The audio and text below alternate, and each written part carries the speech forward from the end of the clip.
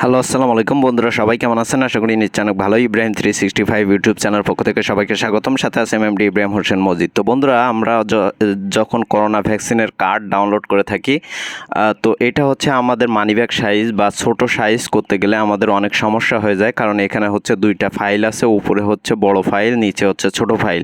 তো এই দুইটা আমরা যখন প্রিন্ট করে থাকি তখন কিন্তু এই দুইটা ফাইলই প্রিন্ট হয়ে যায়, মানে আমাদের দুইটা পেজে হচ্ছে প্রিন্ট হয়ে যায়। আর আমাদের যে দ্বিতীয় যে পেজটা, এইটার যে কার্ড যেটা, এটা কিন্তু সাইজ ঠিক থাকে না। তো আজকের ভিডিওতে দেখাবো যে কিভাবে আপনারা ফটোশপের মাধ্যমে সুন্দরভাবে আপনারা এটিকে হচ্ছে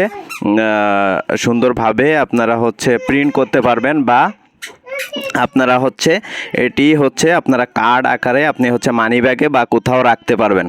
ঠিক আছে, তো এখন হচ্ছে এটা কিভাবে করবেন ফটোশপের মাধ্যমে, তো সেটা আজকে আপনাদেরকে প্র্যাকটিক্যালে দেখাবো বন্ধুরা। তো তার আগে বলে নিচ্ছি, যারা এখনও আমার চ্যানেলটি সাবস্ক্রাইব করেনি তারা দয়া করে লাল বাটনে ক্লিক করে একটা সাবস্ক্রাইব করে দেবেন, তারপর ডান কোণায় যে বেল আইকনটা সেখানে জাস্ট একটা ক্লিক করে রাখবেন। তো বন্ধুরা, এটা হচ্ছে আমাদের যে ভ্যাকসিন কার্ড, এটা হচ্ছে মূলত কার্ড, এটা হচ্ছে আমাদের প্রায় যে কোনো জায়গাতে কাজে লাগে। আর উপরেরটা হচ্ছে আমরা যে কোনো জায়গাতে নিয়ে যেতে পারি না, কারণ এটা হচ্ছে অনেক বড়। আর এই যে দ্বিতীয় পেজের যে কার্ডটা, এটা হচ্ছে আমাদেরকে মানি ব্যাগে বা যে কোনো জায়গাতে আমরা নিয়ে যেতে পারি। তো এখন হচ্ছে আমরা কি করব, আমরা প্রথমে হচ্ছে আমাদের পিএস ফটোশপে যাব পিসি থেকে। তো পিএস ফটোশপে গেলাম, যাওয়ার পরে এখান থেকে হচ্ছে আমরা প্রথমে হচ্ছে আমাদের যে ফাইল আছে পিডিএফ ফাইল, সেটাকে আমরা হচ্ছে এইখানে ওপেন করব। তো এখান থেকে ডাউনলোডে গেলাম, যাওয়ার পরে এখান থেকে আমরা ওপেনে ক্লিক করলাম। ক্লিক করার পরে এখান থেকে দুইটা পেজ পাবেন, আপনারা সেকেন্ড পেজে ক্লিক করবেন। ফার্স্ট পেজ রেখে আপনারা সেকেন্ড পেজে ক্লিক করবেন। ক্লিক করার পরে এখান থেকে হচ্ছে আপনারা যা কিছু আছে ওইভাবে থাকবে, আপনারা হচ্ছে ওকে করে দিবেন।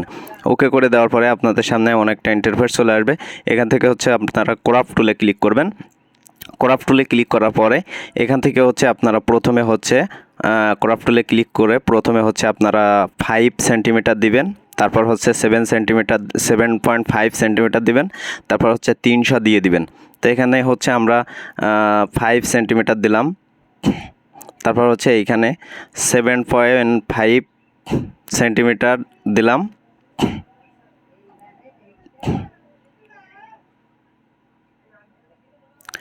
তো বন্ধুরা, 7.5 সেন্টিমিটার দিলাম, আর রেজুলেশন হিসাবে হচ্ছে আমরা 300 করে দিব।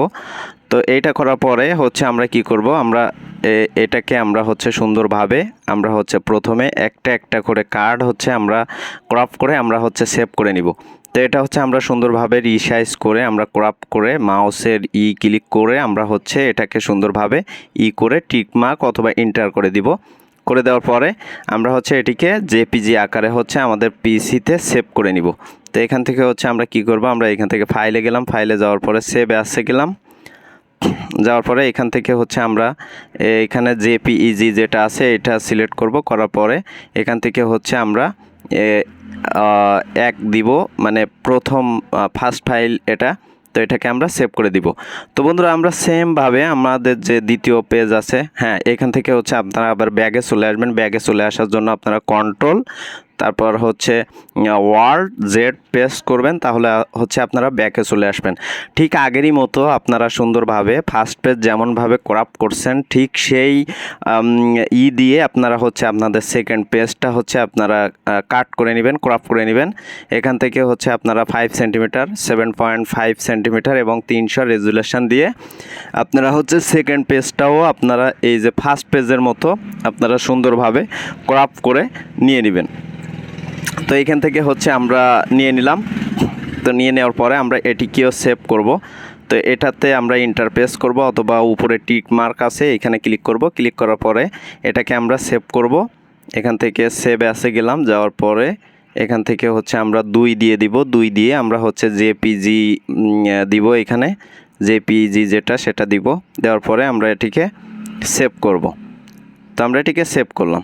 তো সেভ করার পরে আমরা কি করব, আমরা হচ্ছে এখন এটাকে পুরো কাট করে দিব। কাট করে দেওয়ার পরে দেখেন আমাদের দুইটা ফাইল কিন্তু এইখানে আমরা জেপিজি আকারে সেভ করে নিয়েছি। এখন হচ্ছে আমরা ফটোশপ সিএস এর মধ্যে ঢুকবো। ফটোশপ সিএস এর মধ্যে ঢুকলাম।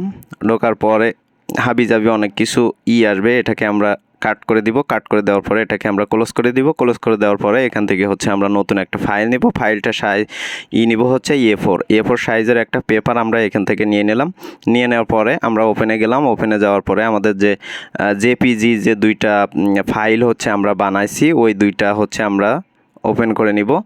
ওপেন করে নেওয়ার পরে এখান থেকে হচ্ছে আমরা এটিকে একটু করে সাইডে আনবো। সাইডে আনার পরে আমরা হচ্ছে এখানে এই যে এই টুলটাতে ক্লিক করব। ক্লিক করার পরে মুভ টুলে ক্লিক করে আমরা হচ্ছে অল্টো প্রেস করে আমরা হচ্ছে মাউস ধরে টেনে এটাকে আমরা হচ্ছে নিয়ে যাব, আমাদের পেজের মধ্যে নিয়ে যাব। তো আমরা যখন পেজের মধ্যে নিয়ে যাব তখন দেখেন আগে আমাদের একটা পেজ লাগতো হচ্ছে একটা কার্ড প্রিন্ট করতে। এখন হচ্ছে আমরা এই যে একটা পেজে আমি হচ্ছে অসংখ্য কার্ড হচ্ছে এইখান থেকে আমি অ্যাড করে এবং সাজিয়ে হচ্ছে এটাকে আমি প্রিন্ট করতে পারবো।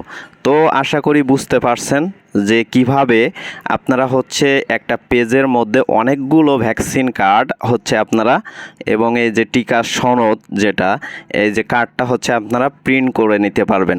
তো বন্ধুরা আশা করি আমাদের ভিডিওটি অবশ্যই বুঝতে পারছেন। এখান থেকে হচ্ছে আমরা যদি প্রিন্ট প্রিভিউতে যাই তাহলে দেখেন আমাদের এখনও আমাদের এই যে পেজের যে সাইডে এখনও আমরা দুইটা কার্ড করতে পারবো এবং নিচে এখনও 2 লাইন হচ্ছে আমরা কার্ড করতে পারবো। মানে একটা পেজে আমরা 6টা থেকে 6টা কার্ডের মতো আমরা প্রিন্ট করতে পারবো। তো আশা করি বুঝতে পারছেন। এই ছিল আমাদের আজকের টিউটোরিয়াল। আমাদের ভিডিওটি যদি